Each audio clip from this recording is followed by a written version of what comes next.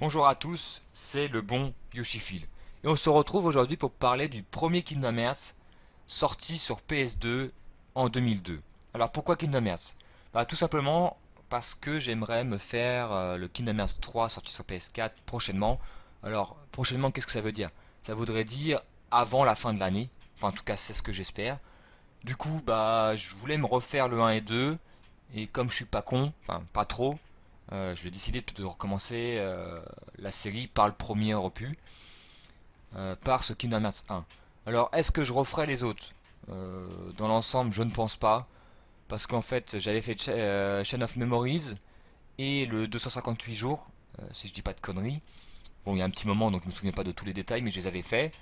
Et les autres, j'y avais pas touché ou très peu, et je compte pas me tour- me- comment dire, je compte pas tout reprendre parce que ça fait beaucoup d'heures. Sachant que le premier c'est le plus court, il fait une vingtaine d'heures donc c'est largement faisable. Par contre le second tourne autour de plus de 60 heures donc on voit que voilà, déjà ça commence à devenir plus conséquent en termes de temps de jeu. Donc je crois que je vais me concentrer sur le 1 et 2 et si je suis motivé je ferai le reste. Mais tout ça pour me remémorer le scénario, l'histoire, les personnages, tout ça, avant de reprendre le 3. Alors, en introduction, comment dire? Je dirais que quand même, Kingdom Hearts, il y a des choses où c'est très compliqué. Il y a des choses qui ne fonctionnent pas.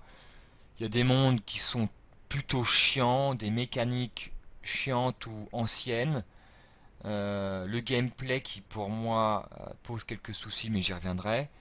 Et il y a des détails que je me souvenais, en me disant, déjà à l'époque j'avais trouvé ça chiant, ou pas super bien foutu.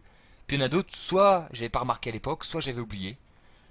Et du coup, dans l'ensemble, je dirais que le jeu est sympathique, mais je vais expliquer ce qui m'a dérangé, ce qui m'a dérangé dans le jeu de manière générale, en faisant des petites précisions. On va commencer tout d'abord par l'univers. Alors, qu'est-ce qu'est Kingdom Hearts? Alors Kingdom Hearts, pour faire très simple, c'est on a le monde, on a l'univers de Disney, on a l'univers de Final Fantasy, on mélange de tout, ça fait un peu boogie boulga comme disait Casimir, et hop, ça fait Kingdom Hearts. Alors dans les faits, moi je dirais que la mise en scène et l'explication, le scénario pour expliquer tout ça est plutôt bien foutu. Disons que ça tient. C'est pas grossier, c'est plutôt, on va dire, un petit peu simpliste, certains diront. Mais je trouve que ça fonctionne et c'est le principal. On pourrait même se dire que au final, dans ce monde de Kingdom Hearts, là on montre que les univers de Disney, on nous montre que l'univers de Final Fantasy. Mais pour moi c'est l'endroit où on mélange tous les mondes. On aurait pu avoir, par exemple, notre monde IRL. Enfin, c'est comme ça que je le vois. On aurait pu avoir un monde où les super-héros vivent, de l'univers Marvel ou DC Comics par exemple.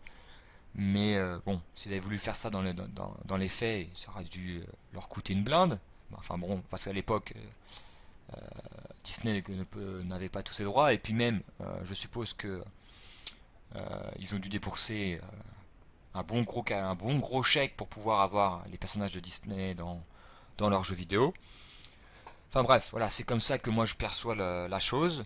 Et je trouve que ça fonctionne plutôt bien, même si c'est pas extraordinaire, même si sur certains aspects c'est simpliste. Moi, ça m'a pas choqué. J'ai trouvé ça plutôt cool. Bien évidemment, visuellement, il y a certains personnages, notamment de Final Fantasy, c'est compliqué. Enfin, c'est compliqué. On les retrouve sans les retrouver. Mais bon, on parle d'un jeu PS2 qui est visuellement plutôt, euh, encore aujourd'hui, plutôt joli, mais il y a certains aspects sur lesquels je reviendrai. Voilà, on regarde, on se dit, ah oui, quand même. Pour reparler de l'univers, on va parler des mondes. Dans chaque Kingdom Hearts, on parcourt des mondes. Dans celui-ci, on commence par l'univers d'Alice, au pays des merveilles. Autant ce premier monde euh, n'est pas incroyable, mais il reste plutôt sympathique comme introduction. avec le retour de la reine et de ses soldats, la reine de cœur avec Alice, le lapin, tout ça, tout ça. La première chose qui m'a sauté aux yeux quand j'ai refait ce premier monde, c'est putain, c'est court. Il doit y avoir en tout et pour tout 5 salles ou 6 salles dans ce monde. T'as la salle d'intro où tu es dans la cuisine, t'as la salle du trône, t'as la salle forêt, enfin la salle. Vous comprenez quand je dis salle. T'as l'endroit forêt où tu rencontres le chat pour la première fois, le chat d'Alice au pays des merveilles. Tu as deux trois autres pièces qui apparaissent et voilà, on a fait le tour. Et je me suis souvenu, je me suis dit ah oui c'est vrai que c'est plutôt court. Et de mes souvenirs, la plupart des mondes, c'est pareil, c'est comme ça. Et c'est quand même assez. Je dirais pas que c'est dérangeant, mais c'est dommage parce que bon, après, on est sur PS2. Par la suite, dans le 2, ils améliorent ça assez grandement. Mais c'est vrai que, voilà, c'est vraiment très très petit. On enchaîne par le monde de Tarzan. Je vais pas tous les faire, mais par ceux qui m'ont vraiment dérangé, puis je vais dire un peu de qualité sur certains. Le monde de Tarzan, c'est là où pour moi ça commence à se compliquer. Notamment sur l'aspect des lianes. Parce qu'en fait, Sora peut sauter. Voilà, rien d'incroyable, il peut sauter. Le bouton, c'est le bouton rond, si je dis pas de conneries, il saute. Bon, ça fait partie des gameplays, mais je vais un petit peu aborder cette partie-là maintenant. Où en fait, il saute, mais il saute les pieds écartés.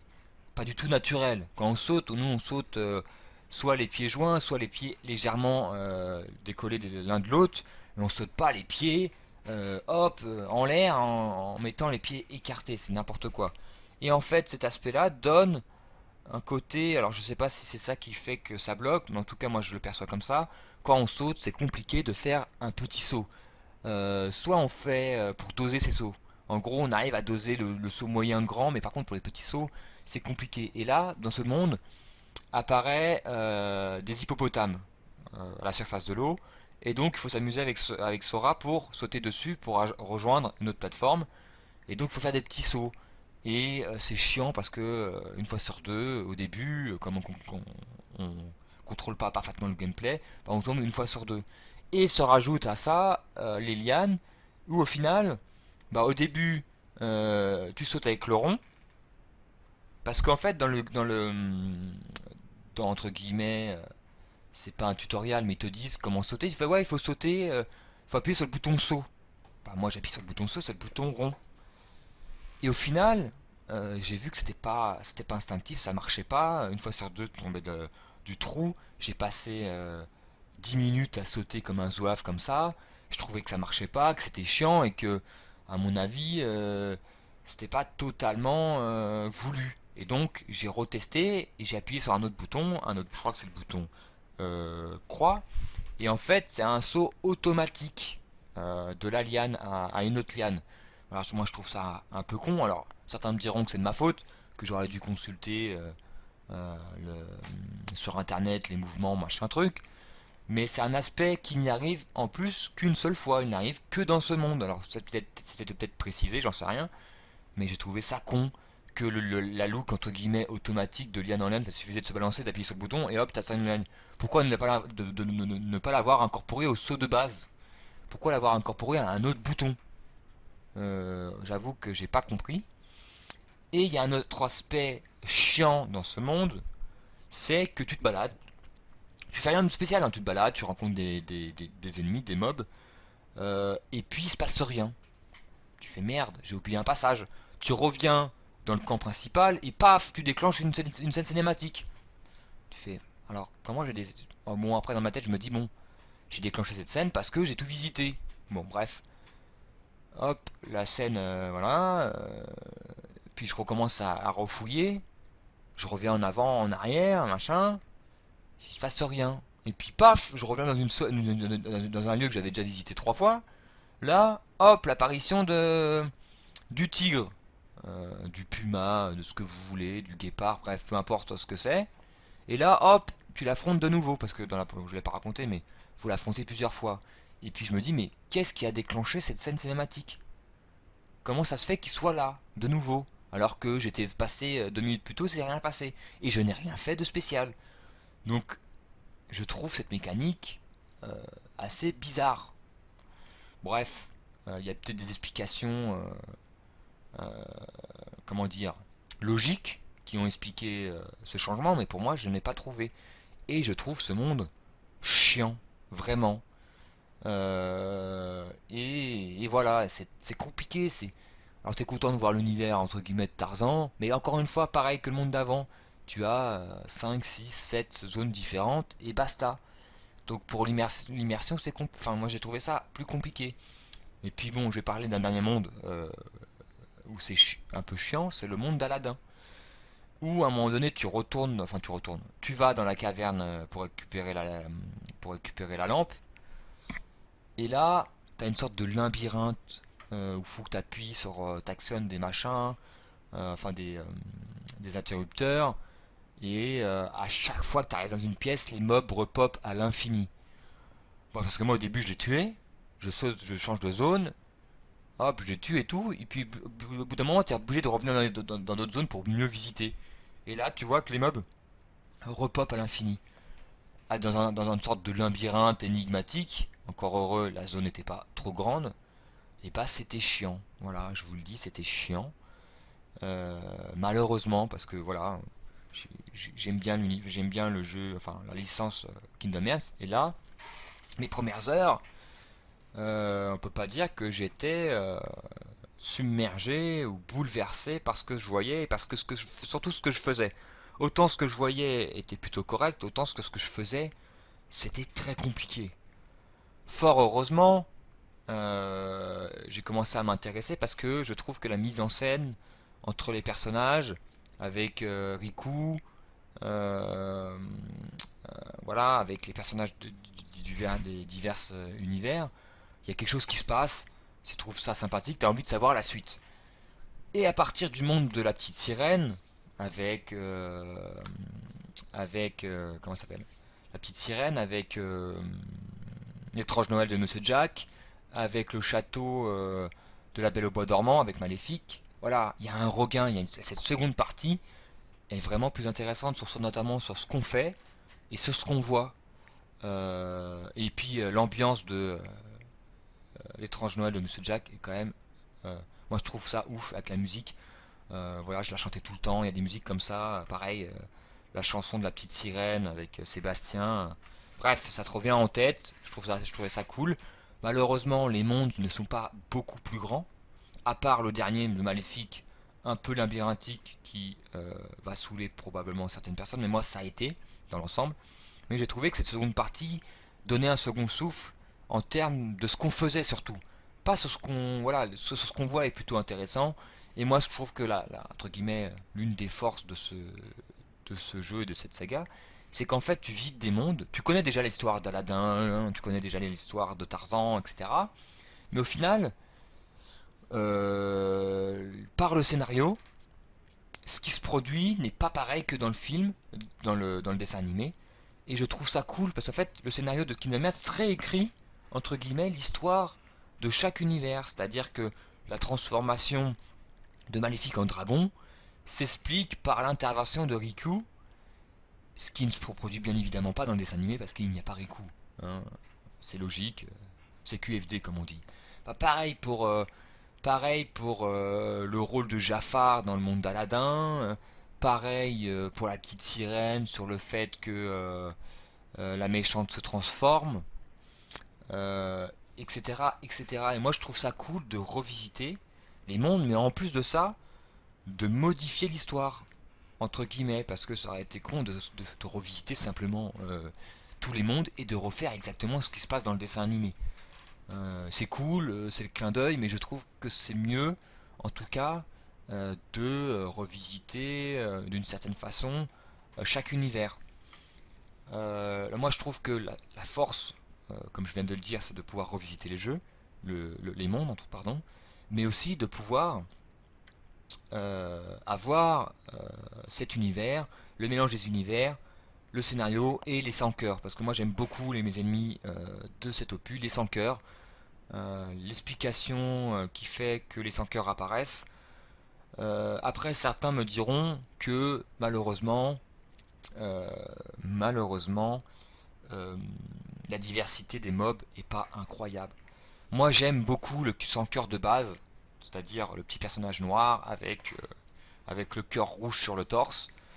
Et malheureusement, il y a certaines transformations. Enfin, comme dans Dragon Quest, en gros, dans Dragon Quest, t'as le slime qui se transforme en chevalier slime, qui après, il se transforme pas, mais t'as le chevalier slime, puis t'as le roi slime, etc., etc. Bah là, c'est un peu pareil dans Kingdom Hearts. T'as le sans cœur qui se transforme en gros sans cœur là, je sais pas c'est quoi le nom exactement, mais en sumo sans cœur, etc.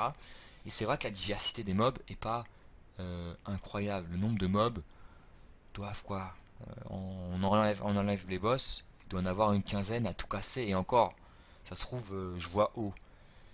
Et la diversité des mobs est pas incroyable, mais moi j'aime bien ces ennemis, donc ça m'a pas dérangé. Moi, ce qui me dérange plus, c'est là où on va venir plus en détail, c'est sur le gameplay.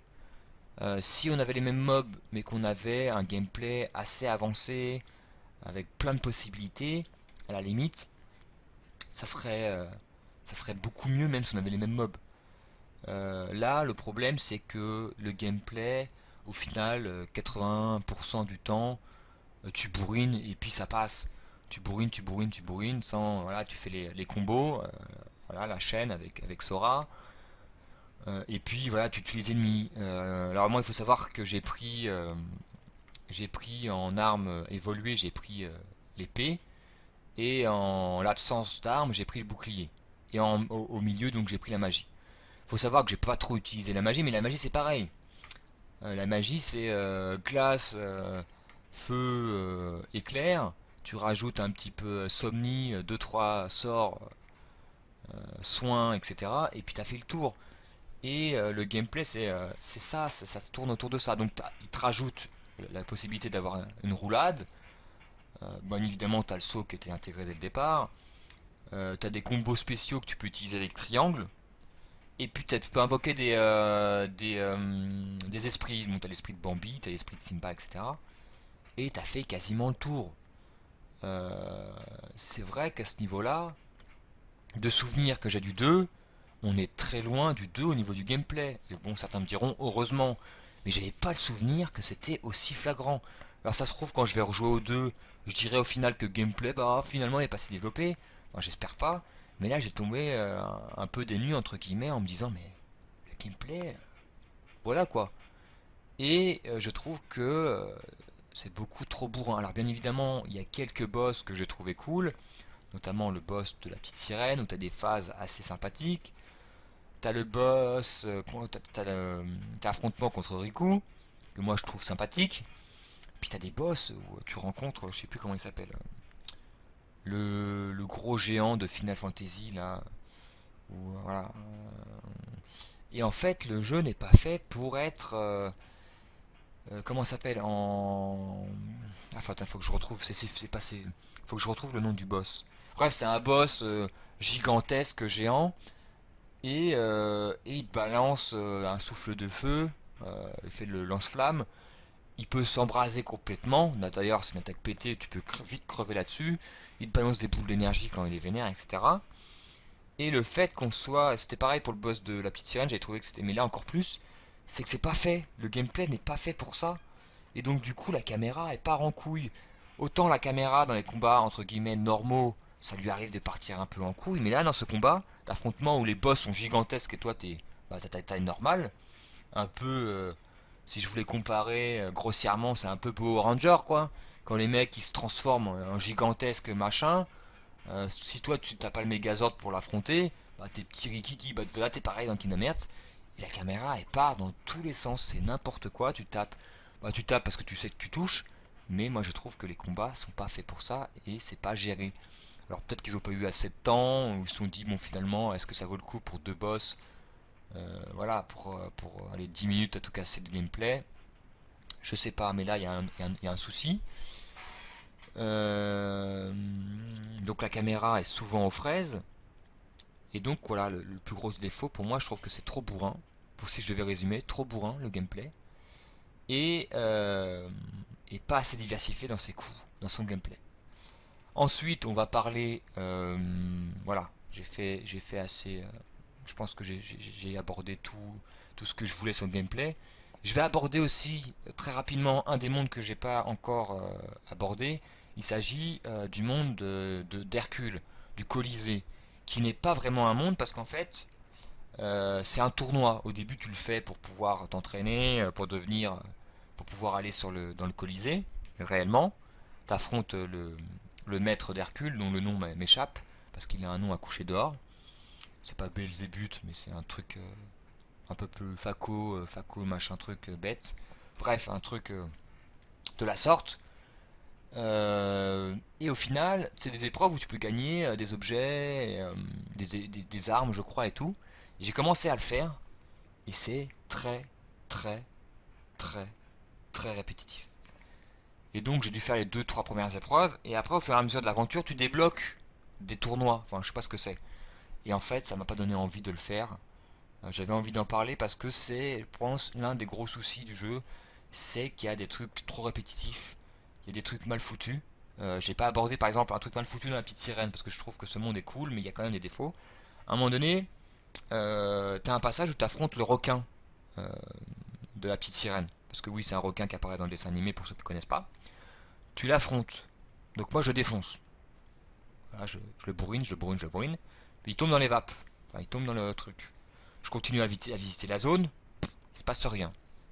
Je retourne dans un autre lieu. Je crois que c'était la cache secrète de la petite sirène. J'ai une scène cinématique qui se débloque et tout, qui me dit ce qu'il faut que je fasse. Et ils me disent qu'il faut que faut que je retrouve la méchante. Donc je fais ce qu'il faut et tout. Je retourne dans cette zone. Et là, je trouve la zone où il faut que je fasse triangle pour pouvoir analyser une zone. Et là, on me dit, c'est pas le moment de faire ça. Ouais, bah, je tic, je fais merde. Pas le moment de faire ça. Et puis je commence à fouiller la zone et tout. Et puis il n'y a rien d'autre. Et là, j'allais partir pour refouiller le monde, qui est pas gigantesque, mais il y a quand même pas mal de trucs à fouiller, parce qu'en fait, c'est des grosses zones ouvertes. C'est pas des pièces, c'est pas, il n'y a pas beaucoup de pièces non plus, mais c'est une grosse zone ouverte. Et je me suis dit, attends, avant de repartir pour aller visiter tout ce bordel, je vais réaffronter le requin. Je sais pas pourquoi ça m'est venu à l'esprit. Je me suis dit, c'est un jeu de 2002. Il y a peut-être des relents de vieilles mécaniques qui datent des jeux de bits début 3D. Avec les PlayStation 1, la 64 et tout. Je rebute le gars, enfin le requin, c'est pas un gars, le requin, je le retatane. Et là, je me dirige vers la zone, et là, l'examination de la zone marche. Et je me fais, putain, j'allais partir dans des explorations de malade pour au final rien trouver. Je me suis épargné, allez, facile, 45 minutes, 1 heure d'exploration, parce que j'avais pas affronté le requin au bon moment. Parce que moi, quand j'arrive dans la zone la première fois, tu vois un gros, pas une sorte de mini-boss, tout le monde fera ça. 95% du temps, les gens l'affronteront. Alors peut-être que ceux qui allaient peut-être mourir contre ce boss, je sais pas. Il n'y a pas de quoi mourir, mais j'ai trouvé ça hallucinant. Moi, après coup, je me suis dit, c'est pas si grave. Mais si j'avais perdu une heure, j'allais dire un an, si j'avais perdu 1 heure pour visiter ce putain de monde, je pense que j'aurais eu les boules. Et il y a certaines mécaniques comme ça, il n'y en a pas énormément, il y en a deux trois comme celle que je viens de citer, qui font que voilà, tu trouves qu'il y a des vieilles habitudes qui étaient encore là en 2002.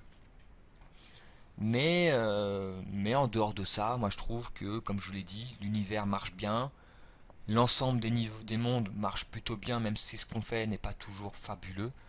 C'est pour ça que je considère la deuxième partie beaucoup mieux que la première.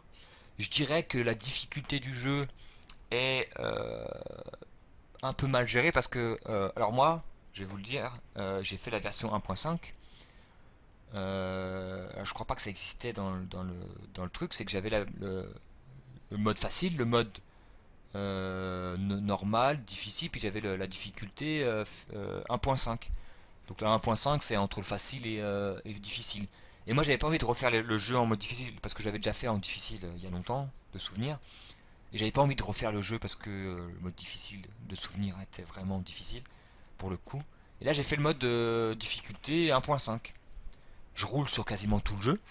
Et puis il y a des boss. Le boss de la petite sirène par exemple. Euh, le boss géant que je vous ai parlé avec la caméra qui part en couille. Où en fait, euh, tu galères. Enfin, tu galères. Après, le boss de la petite sirène, la méchante, j'ai mis un petit peu de temps, j'ai eu un peu de mal.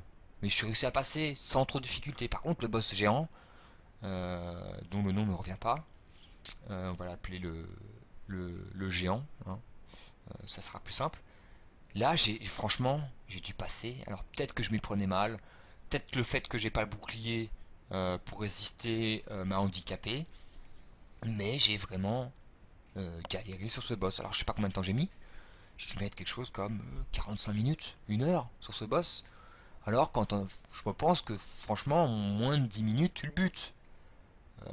6-7 minutes. Alors peut-être que je me suis mal pris. Peut-être que le fait que j'ai pas de bouclier, c'était une mauvaise idée. Hein, je vous cache pas, je n'avais pas le souvenir.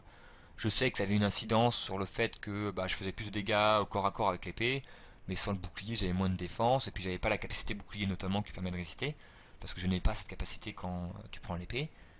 Et donc du coup j'ai sûrement dû galérer à cause de ça. Faudra que vous me dites si vous avez fait le jeu différemment de moi, pour me dire ah bah j'ai galéré pareil que toi, ou bah moi j'ai passé ça tranquillement. Bien évidemment si vous l'avez fait en mode normal, en 1.5, si vous me dites que je vous l'avais passé facilement en mode facile, j'aimerais vous dire encore heureux, c'est logique.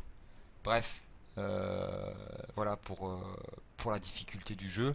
Je dirais que tu roules sur le jeu 3 quarts du temps, mais t'as des pics de difficulté qui sont pour moi pas totalement gérés.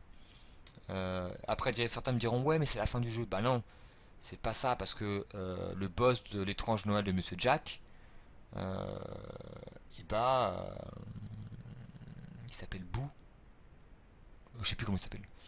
Et bah c'est pareil, le boss est dans sa première forme facile, dans sa seconde forme encore plus simple. Donc c'est pas forcément la progression qui fait que les boss sont plus difficiles, si vous voyez ce que je veux dire. Mais voilà, je dirais que c'est un petit peu mal géré à ce niveau-là, si on devait critiquer cet aspect. Ensuite vient l'aspect visuel. Alors, l'aspect visuel, alors je parle de 1.5 de souvenirs et de souvenirs de ce que j'ai eu de la PS1. Visuellement, moi je trouve que le jeu, même maintenant, reste beau. Voilà, t'es pas, comment dire, t'es pas choqué par les textures en général. Tu vois bien que c'est un jeu de 2002, que c'est pas un jeu qui vient de sortir, mais visuellement ça fait encore le taf. Franchement, moi le seul et puis les temps de chargement, donc c'est pas bon. Bref, j'ai fait sur PS3 parce que j'ai fait la 1.5 sur PS3. Je suppose que les temps de chargement sur PS2 devaient être plus longues, mais j'ai pas le souvenir justement. Je trouvais que les temps de chargement étaient plutôt rapides sur PS2. Donc de souvenir, j'avais vraiment l'impression que à ce niveau-là, c'était plutôt optimisé. Alors peut-être que je me trompe. J'aurais sûrement dû relancer le jeu sur sa version d'origine, mais je vous avoue que j'ai eu un peu la flemme. Mais le gros souci, moi, que je trouve visuellement, c'est la gueule de certains personnages, notamment les yeux, euh, les yeux, les yeux de Riku ou de Sora et la bouche. Euh, c'est vraiment le regard et la bouche, c'est vraiment très chelou. Ils ont des yeux énormes pour certains.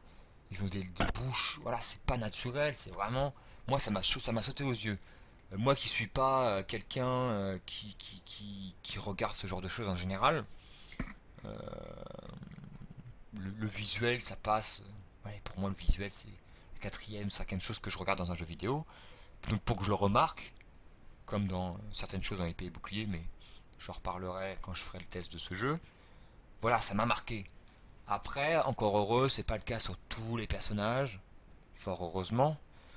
Mais voilà, ça marque. Mais visuellement, pour l'époque, c'est quand même un beau jeu. Et encore maintenant, je trouve que ce point-là n'est pas un mauvais point. Ensuite, qu'est-ce qu'on pourrait aborder? Ah oui, les phases de shoot. Alors, pour ceux qui se souviennent, ou même ceux qui se souviennent pas, pour rejoindre un monde à un autre monde, tu prends le vaisseau de Donald et Dingo, un vaisseau tout droit sorti de Playmobil ou des Lego, un truc en carton, sur pattes, et en fait, tu as des phases de shoot à la Lilith Wars, sur 64 pour ceux qui voient. Sauf que c'est beaucoup moins fun que Lilith Wars. Mais quand je dis moins fun, c'est vraiment moins fun. C'est qu'au début, tu prends le vaisseau, là, tu vois que tu peux tirer. Bon, faut pas te faire toucher parce que tu peux perdre ton vaisseau, enfin, il peut exploser et tout. Tu dois faire péter des trucs, tu ramasses des objets pour améliorer ton vaisseau. Voilà, ça dure un peu trop de temps, tu shootes, et puis au final, tu te rends compte que tu n'es même pas obligé de bouger. Tu peux mettre ton vaisseau dans un coin, et puis la phase, elle passe. Pas tous les niveaux, mais sur certains mondes. Et je trouve ça chiant, long et chiant. Au début, tu devais te retaper des allers-retours comme ça. Fort heureusement, rapidement, ils te permettent de te téléporter d'un monde à un autre que tu as déjà visité. Parce que je vous raconte pas la galère, putain, ça aurait été chiant, encore plus chiant de devoir tout refaire. Mais tu dois quand même te taper ces niveaux-là quand tu vas dans un nouveau monde. Et il y a tout l'aspect amélioration de niveau que je vous cache pas que je suis complètement passé à côté. Mais j'ai pas amélioré les choux, les tirs, j'ai pas amélioré la. J'ai rien amélioré. Pour avoir regardé des vidéos, le fait d'améliorer, bah, elle améliore sur l'aspect des résistances, sur l'aspect de dégâts et de compagnie, mais sur l'aspect euh, du fun pur, voilà, franchement, c'est des scènes, c'est des passages chiants. Alors, dans le 2, j'ai souvenir que ce vaisseau existe toujours. Je ne sais plus si c'était tout aussi chiant, je vous le dirai quand j'aurai fait le jeu. Mais je trouve que c'est une des phases, c'est les phases les plus chiantes du jeu. Voilà, même si les premiers mondes sont pas oufissimes, comme je vous ai dit, il y a des problèmes dans le monde de Tarzan et d'Aladin par exemple. Là, c'est vraiment, c'est lourdingue. C'est vraiment lourdingue. Je ne sais pas si dans le 3 ça sera toujours présent. Si c'est toujours présent, j'espère qu'ils vont vraiment améliorer l'aspect parce que voilà. Euh, Qu'est-ce que. Il n'y a rien à dire tellement c'est chiant, vraiment. Euh, et la dernière aspect que je voulais aborder, c'est la musique. Et franchement, la musique est, moi je trouve toujours aussi cool, nostalgique, enivrante. Parce qu'en fait, moi quand j'allume la console la première fois que j'ai relancé Kingdom Hearts, t'as la musique d'intro sur la page d'accueil, la musique toute douce. Et puis ça m'a rappelé des souvenirs et je la trouve tellement cool cette chanson, tellement voilà, tellement mélancolique. C'est des petites notes, enfin voilà, c'est des petites notes, mais voilà, c'est une musique pas épique, mais c'est le genre de musique moi que je kiffe, des musiques d'ambiance, de douceur, et ça fait partie des meilleures pour moi, les meilleures musiques de la saga, même mais du premier opus. Euh, Il y a aussi les musiques qui reprennent les thèmes de certains Disney que je trouve très réussis, euh, avec quelques modifications. Il y a, il y a quand même pas mal de musiques réussies. Je trouve que l'OST dans l'ensemble est très cool. Alors, toutes les musiques ne sont pas incroyables, mais Kingdom Hearts, l'une de ses grosses qualités, comme j'ai dit, avec son univers et sa mise en scène, c'est et la revisite des mondes, comme j'ai dit, c'est sa musique, c'est son OST. Et je vous dirai si je préfère celle du 2 ou du 1. Mais là, le 1, ça m'a rappelé tellement de souvenirs que franchement, ça m'a fait plaisir de réentendre toutes ces musiques. Les musiques de combat, même si elles sont un peu répétitives parce que bah, à chaque fois que tu es en combat, bah, c'est la même musique, sauf contre les boss. Donc comme tu es souvent en combat parce que les ennemis pop euh, un peu à chaque zone, et puis il y a des passages où ça repop à l'infini, donc tu sors de la zone, tu reviens, bah, ça repop. c'est peut-être un des problèmes du jeu notamment que j'ai pas encore abordé. Je vais faire vite une parenthèse. C'est vrai que c'est chiant de devoir se retaper des mobs quand tu quittes une salle et quand tu reviens. Alors je peux comprendre que ils ont mis ça pour que tu puisses permettre d'XP ton personnage, tes personnages, parce que bah, je l'ai pas encore dit, mais il y a Donald et Dingo dans ton équipe, et un personnage autre dans chaque monde. Donc tu peux jouer avec Tarzan, tu peux jouer avec Aladdin. D'ailleurs, moi j'ai gardé mon équipe, j'ai gardé Donald et Dingo. Je voulais qu'ils augmentent en même temps que les autres. Et, euh, qu'est-ce que je disais? J'ai perdu le fil. J'ai perdu le fil. Qu'est-ce que je disais? Euh, oui, voilà. Sur le fait que les mobs repop. Je comprends que ils aient peut-être mis ça pour que tu puisses te, augmenter ton personnage. Mais ils auraient dû faire des zones, ils auraient dû faire des mondes spécifiques pour ça, ils auraient dû faire, voilà, en toute logique, le Colisée, tu peux refaire plusieurs fois une épreuve, donc pourquoi pas n'avoir affecté ça qu'au Colisée et de devoir se retaper, surtout quand tu dois taper une petite énigme ou une sorte de labyrinthe. C'était chiant comme la pluie, ce repopage. Après, je vous cache pas que j'ai pas joué 5 heures de suite. Voilà, j'ai joué 3 heures, ce que je trouve quand même largement potable en termes de session. Et le fait aussi que le jeu ne dure pas 60 heures fait aussi que ça aide. Certains aspects, le fait que ça soit trop bourrin, le fait que le gameplay soit pas assez diversifié, tous ces aspects-là s'atténuent entre guillemets parce que le jeu fait une vingtaine d'heures. Si le jeu avait fait 60 heures, je pense que j'aurais été beaucoup plus méchant avec le jeu. Là, je trouve que mon avis est quand même bon. Certains aspects, voilà, je suis critique, mais c'est assez mesuré parce que moi j'ai quand même pris plaisir à jouer à ce jeu, même s'il y a des phases un peu chiantes. Vraiment. De toute façon, je ferai une conclusion sur le jeu.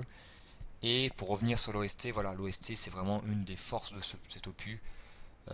Voilà, je les avais encore en mémoire. C'est là où on reconnaît les vraies musiques, les vrais OST.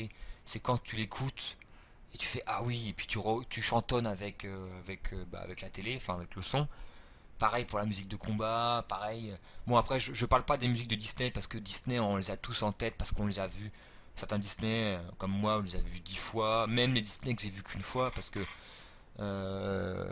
j'ai peut-être pas vu qu'une fois, mais l'étrange Noël de Monsieur Jack j'ai le souvenir de l'avoir vu qu'une fois, par exemple. Et du coup, Tarzan c'est pareil, j'ai dû le voir qu'une fois. Et les musiques, voilà là. Enfin, surtout la VF, mais bon, comme c'est le même rythme, la même musique, il n'y a pas de parole, c'est quand même. Voilà, ça reste en tête, mais même en dehors de ça, les autres musiques créées pour le jeu, bah voilà, ça fonctionne très bien pour moi. Euh, Il y a la musique, bon, la musique K-pop japonaise en introduction qui a quand même pas mal vieilli. C'était vraiment l'époque de ce genre de musique. Mais moi, ce que je trouve très très intéressant dans cette musique, c'est pour ceux qui connaissent pas encore, je vais peut-être vous apprendre un truc sur ce jeu, c'est qu'il existe là, comment on appelle ça? C'est un nom précis. En fait, quand tu écoutes la musique à l'envers, bah, vous trouvez ça sur YouTube, hein. Vous tapez Kingdom Hearts musique thème, je sais plus quoi, enfin vous allez vite trouver. Je pense que je mettrai le lien dans la description. En fait, tu revois la scène d'intro de ce jeu. Et attendez, je réfléchis. Est-ce que, est-ce que je confondrais pas avec le 2? Est-ce que je confondrais pas avec le 2? Parce que je vous cache pas que j'ai pas réécouté. Je crois que c'est dans le 1. Je crois que c'est dans le 1. Bon, bref, même si c'est dans le 2, c'est pas grave. Je vous le dis quand même. En gros, quand vous écoutez la musique à l'envers, en fait, tu vois les scènes, enfin, ce qui se voit à l'écran, et ça paraît étrangement plus logique. C'est-à-dire que certaines scènes se passent dans le bon ordre, et aussi parce que les paroles à l'envers veulent dire d'autres choses. Alors c'est un petit peu tiré par les cheveux, mais je trouvais ça incroyable à l'époque. C'est l'un des premiers jeux à l'avoir fait, ou pas loin. Et moi je trouvais ça, cet aspect-là, cette mécanique très bien trouvée. Et ça donnait un petit côté, un petit cachet à ce jeu, un petit côté mystique, un petit côté unique, quoi. Et bon, même si la musique a, pas se le cacher, a un peu mal vieilli, je trouve toujours cette idée toujours aussi cool. Est-ce que j'ai abordé tous les points que je voulais aborder sur ce jeu? Je pense que oui. Donc je vais faire une conclusion. Alors moi, la saga Kingdom Hearts, on va parler notamment sur le premier. Moi, ça a fonctionné sur moi. J'ai repris plaisir à faire ce jeu, même si, comme je vous l'ai dit, il y a certaines scènes qui je trouvais chiantes et parfois mal foutues. J'ai repris plaisir à faire ce jeu, à revoir certaines scènes cinématiques, de parcourir certains mondes, même si, comme j'ai dit, elles sont trop courts. J'espère que dans le 2, je vais enchaîner avec le 2 prochainement, alors pas tout de suite parce que là, j'ai pas trop le temps, mais j'espère que cet aspect-là va être vraiment amélioré et que mes souvenirs ne sont pas biaisés. Que l'univers marche sur moi parce que malheureusement, beaucoup de gens, pour prendre un exemple, il y a mon cousin, lui, voilà, à l'époque, quand c'est sorti en 2002, il avait la Dreamcast, la Dreamcast, si vous préférez. Euh, il l'avait et lui, surtout, il jouait surtout à ça. Puis à la PS2 avec des jeux entre guillemets plus sérieux parce que lui il trouvait que il y a les personnages Disney, hein, c'est pour les enfants, blablabla. Bla, bla, bla, bla. Et je trouve que c'est de passer à côté d'un jeu, d'une saga que je trouve cool. Parce que oui, il y a Disney, mais les personnages ont un rôle, ils sont pas là comme un cheveu sur la soupe. Mickey a un rôle à jouer. Donald et Dingo, notamment, ils doivent trouver la Keyblade. Donc ils doivent trouver Sora, etc., etc. Et je trouve que le tout fonctionne bien et que franchement, c'est pas parce qu'il y a Disney que c'est pour les gosses. Euh, je pense notamment que beaucoup de gosses à l'époque n'ont pas dû jouer au jeu parce que les RPG, enfin les RPG ouais, dynamiques, on va dire entre guillemets comme ça, c'est pas ce qui voilà, je pense que c'était un jeu plus pour ados, adultes, en tout cas dans sa mécanique, en tout cas dans ses mécaniques, enfin en tout cas dans son gameplay, je pense, même s'il n'est pas assez développé. Je me trompe peut-être, hein, mais moi, en 2002, j'avais, euh, j'avais 15 ans. Bon, j'y ai pas joué tout de suite, donc je devais avoir 17 ans quand j'y ai joué. Moi, ça a fonctionné. Et mon cousin qui a le même âge, par contre, lui, dès qu'on a parlé de Disney, ça a été un truc qui l'a rebuté, donc voilà. Et pour avoir des enfants de 9-10 ans dans ma famille, ouais, c'était pas du tout intéressé, même s'il y avait Disney, ça a pas. Alors peut-être que ça a fonctionné sur certains, parce que ouais, il y a Disney, donc on achète le jeu. Je pense que ça a marché. Mais est-ce qu'ils ont été plus loin que cet aspect-là? Je sais pas, j'ai pas de contre-exemple à dire. Donc tout ça pour dire que voilà, faut pas s'arrêter au fait qu'il y a Disney. Franchement, pour moi, ça vaut le coup. Même aujourd'hui, même si j'ai pointé pas mal de défauts sur ce jeu, je trouve que ça vaut quand même le coup. Alors bien évidemment, c'est destiné aux joueurs qui ne sont pas dans l'optique d'avoir un truc très optimisé dans le sens où tout est parfait, le visuel, le scénario et tout. Mais même aujourd'hui, quand je vois certains jeux qui sont très très beaux, je vais pas les citer pour pas voilà, bref, qui sont très très beaux visuellement, sont magnifiques, machin, tout ce que tu veux. À côté de ça, le scénario, il est bidon, il est pas ouf, il est pas fifou, que la mise en scène de certaines choses, c'est pas incroyable. Là, on parle d'un jeu qui est de 2002, hein, donc qui date d'il y a 18 ans, et que le gameplay est pas foufou. Alors là, oui, oui, le gameplay a des défauts, il est répétitif, tout ça, ce que tu veux, mais on parle d'un gameplay qui date de 2002, qu'on parle d'un jeu de PS2 et pas de PS4. Donc voilà, donc je pense que ça vaut le coup, surtout pour l'ambiance, pour le scénar si on arrive à accrocher. pour la mise en scène, notamment pour les mobs que je trouve très cool, et pour voilà, et pour ceux qui n'ont pas fait le 2, pour Roxas, notamment pour moi qui est l'un de mes personnages préférés de la saga. De toute façon, toute la compagnie 13, il y a des personnages très très cool dedans.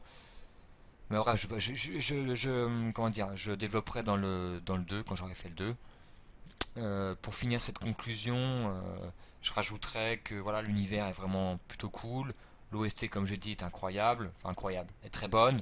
Est-ce que si j'avais un top 20 d'OST à mettre, à faire, est-ce que je mettrais l'OST de Kingdom Hearts? Je sais pas.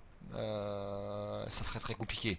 Après, dans mon top 20, voire 15, oui. Oui, clairement, je pense que il y aurait un Kingdom Hearts dedans. Alors, est-ce que ça serait le 1? Est-ce que ça serait le 2? Je sais pas, mais voilà. Voilà. Tout simplement pour vous dire que moi, j'ai vraiment accroché à cette OST. Il y a d'autres OST que je mettrais devant, notamment, si je devais en citer quelques-uns, je mettrais Shining Force 2, je mettrais Sky of Arcadia, je mettrais peut-être Grandia, même s'il y a des... Grandia, ça fait pas mal de temps que je n'ai pas écouté l'OST, mais en tout cas, ceux que j'ai cités avant, oui. Je mettrais sûrement FF9 devant. Enfin bref, euh, pas mal de... Voilà, ça fait 5-6 jeux. Voilà, si je me creuse la tête, je mettrais sûrement un Dragon Quest. Euh, L'Opus PS2, donc c'est-à-dire le 7, si je dis pas de bêtises, que je mettrais sûrement devant. Voilà, vous voyez, il y a quand même pas mal d'OST que je mettrais devant. Il y en a pas mal que j'ai dû oublier, là, de tête ça ne vient pas, mais bah, bien évidemment, euh, il y aurait certains opus Castlevania, il y aurait certains Mario, il y aurait certains Zelda. Donc en les citant tous, je pense que dans le top 10 ça rentrait pas. Mais dans le top 15, donc ça voilà, ça reste quand même très très bon. Donc l'OST est vraiment sympa, je vous conseille d'ailleurs de l'écouter. Je ferai à la fin de cette vidéo, je ferai mon top 5, voire peut-être le top 10 si j'arrive pas à me décider, mais je ferai sûrement un top 5 pour vous dire les musiques que j'ai préférées, enfin en tout cas que moi je préfère de ce jeu, à la fin de cette vidéo qui devrait pas tarder. Je pense que j'ai fait le tour, vous avez mon avis grosso modo de ce jeu, des qualités, des défauts, de ce qui a quand même, ce qui est difficile aujourd'hui, qui n'était pas forcément en 2002, mais en 2002 j'avais quand même repéré certains défauts. Mais ça saute plus aux yeux encore plus 18 ans plus tard, parce que là on était encore dedans, on était sur l'ère de PS2, donc les jeux à côté, voilà, sur certains aspects ne faisaient pas beaucoup mieux. Donc faut aussi réussir à se remettre dans le contexte. C'est pour ça que pour moi ça reste un bon jeu. Si je devais donner, si voilà, je sais qu'on est dans une politique de mettre une note. Si je devais mettre une note à ce jeu, moi je mettrais 7,5 ou 7, comment on appelle ça, 7 sélections là, comme, comme certains sites font. Je mettrais 7,5. Euh, je le mettrais pas en dessous de 6 parce qu'il y a quand même des qualités, mais je le mettrais pas au-dessus de 8 parce que ah, c'est compliqué, c'est compliqué. Voilà, il y a trop de phases un peu chiantes, il y a trop de il y a là, notamment le vaisseau, des scènes, il y a des mécaniques un peu chiantes aussi, voilà. Moi je pourrais pas mettre au-dessus. Donc moi ma note à moi ça serait 7,5. Je trouve que c'est quand même une note plutôt cool. Alors pour certains, ils vont dire que c'est la note un peu fourre-tout, mais parce que malheureusement on est dans une période où les notes sont globalement gonflées, notamment sur les titres à licence. Euh, et du coup, bah, on a souvent des jeux entre 7 et 10, et rarement en dessous, sauf les jeux entre guillemets indépendants où il n'y a pas d'enjeu pour les sites spécialisés. Et du coup, bah là, 7,5 ça fait un peu fourre-tout, mais 7,5 moi je pense que euh, voilà, c'est sa note. C'est sa note. Voilà, je pense que j'ai tout dit. Je vais juste finir pour dire que la prochaine vidéo, vraiment, j'avais dit que ça serait la prochaine avant, mais là vraiment, je pense que je vais m'atteler sur Pokémon épée et bouclier. Euh, voilà, ça va être compliqué. Je vais essayer de faire les choses bien, de parler de tout ce que je veux parler, parce qu'il y a quand même pas mal de choses à parler, notamment sur pas mal de points négatifs. Bah, je vais rassurer les fans de Pokémon épée et bouclier, je les préférais à Pokémon Soleil et Lune. Est-ce que ça fait pour autant un argument? On ne sait pas, hein, parce que Soleil et Lune pour moi c'était vraiment très catastrophique. Mais voilà, vous attendez pas à un 10 sur 10 au prochain épisode, mais pas non plus un 3. Je fais du teasing, n'est-ce pas, pour le prochain test, la prochaine review. Donc du coup, je vous laisse avec mon top 5. Et pour une fois, la vidéo ne fera pas 1h30. Enfin, je crois pas. Là, de ce que je vois, ça doit faire à peu près 40 minutes. J'ai pas le chrono devant moi.